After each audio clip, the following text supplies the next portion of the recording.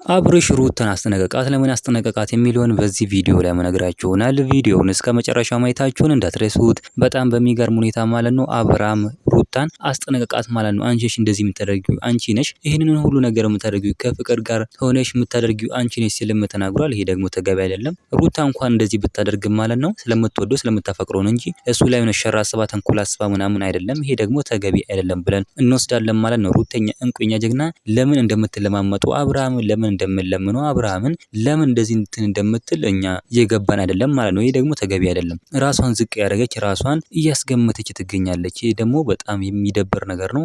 ሩተኛ እንቁኛ ጀግና ራሷን ማስገመት አለባት ብለን አናምንም። እንደዚህ ከሆነ አብርሃም ይነቃታል፣ አይወዳትም ማለት ነው። እሷ ግን ይወደኛል ብላ ነው እንግዲህ እንደዚህ ያደረገችው። እሷ ምንም ጥፋት አለባት ብዬ አላምንም። ለምን ብትሉ ልጁ ያለ አባት እንዳያድግ ልዑሌ ያለ አባት እንዳያድግ የአባት ፍቅር አይቶ እንዲያድግ ነው ስለምፈልግ ነው እንጂ ሌላ ነገር እንኳን ፈልጋ አይደለም። ሩታ በጣም ጠንካራና በጣም ጀግና ናት። በጣም ትዕግስተኛም ናት። ሩታ ማለት እውነት ለመናገር ከሆነ ሰው ጋር ስትሄድ በስልት ነው በፍቅር ነው የምትሄደው እንጂ ዝም ብላ እንዳያዛች ሄርሜላ አይደለችም ማለት ነው። ሩተኛ እንቁኛ ጀግና በጣም ነው የምንወድሽ ያላችሁ እናንተም ኮሜንት ላይ ማጻፋችሁ እንዳትረሱ።